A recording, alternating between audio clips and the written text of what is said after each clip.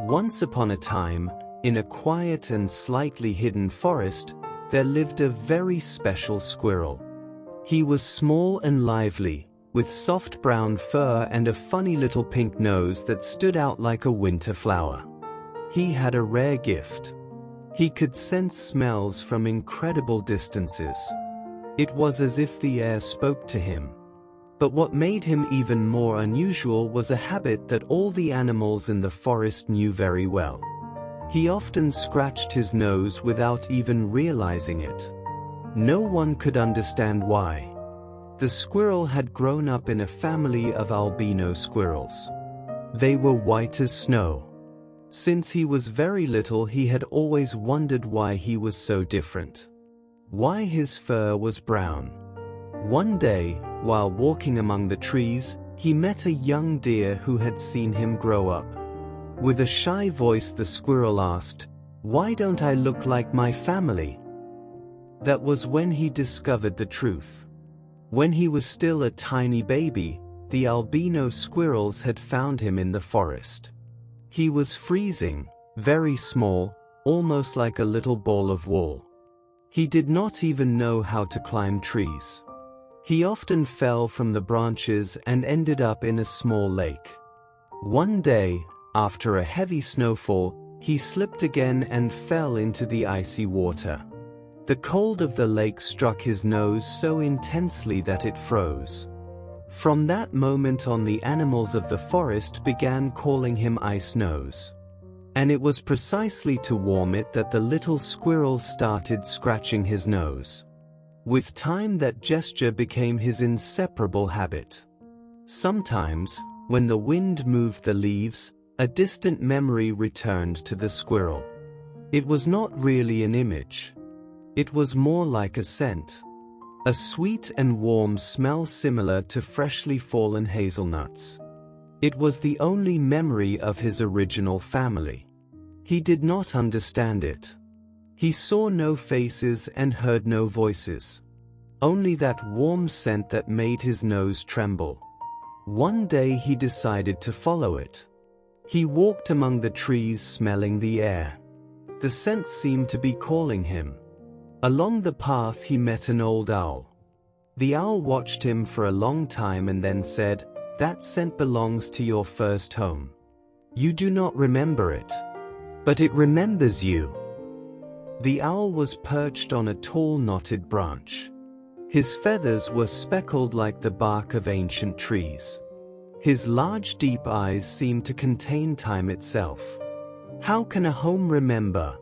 asked the squirrel, slowly scratching his nose.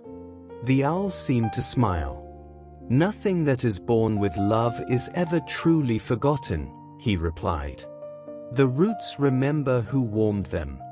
The earth keeps footsteps and scents." He paused while the wind moved the leaves. Scents are memories that do not need words. The squirrel sat at the foot of the tree. He closed his eyes and breathed deeply. The smell of hazelnuts returned. Stronger and closer. For a moment he felt something tightening in his chest. It was not sadness. It was nostalgia. "And if I found it?" he asked softly. "You will not find what once was," answered the owl. "But you might recognize what you have become thanks to that first love." The silence of the forest grew deeper. The squirrel understood that he did not need to go any farther. The journey was not made of steps.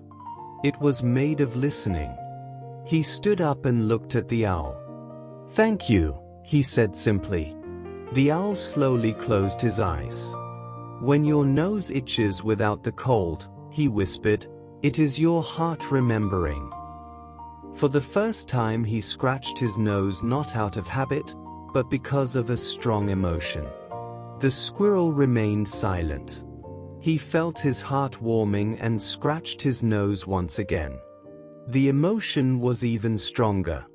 During the years as he grew, many children came into the forest to play with him. They found him irresistible. Especially when, very focused, he kept rubbing his little nose. One day a girl named Erica brought a mirror with her. When the squirrel looked into it, something surprising happened. His reflection did not appear brown. It appeared white like snow, like a cloud of whipped cream, exactly like the family that had adopted him. But the magic did not end there. As time passed, every time he scratched his nose, he began to sense the smell of sick trees. It was as if the forest was speaking to him and asking for help. So he began collecting acorns. He loved them very much. He carefully chewed them and turned them into a sweet and slightly sticky cream. Then he spread it on the sick tree trunks. The trees thanked him with a gentle rustling and slowly returned to health. Erica was amazed. She called all the girls she knew into the forest and their little friends too. She wanted to show them the transformation in the mirror. An incredible change. And also the magic of healing the trees. Every day the children brought walnuts, hazelnuts, and sometimes little sweets to celebrate. But what truly touched the children was the care that Ice Nose dedicated to the trees. From that experience they understood that love for every living being is the most precious nourishment. Perhaps the only one. They realized that trees also have a silent voice. A small inner light that speaks to those who know how to listen. As they grew up, the children remembered what they had learned in the forest. Animals protect their home with dedication. Human beings could do the same. So they decided to bring that wisdom into their everyday lives. They took care of everything around them. A tree, a child, an elderly person, or a small animal. Because they deeply felt that all of nature is made of an invisible and powerful substance. An essence without a name and without a face. Something that everyone recognizes when they encounter it. And it is called love. Thank you for listening. Tell me in the comments where you are listening from.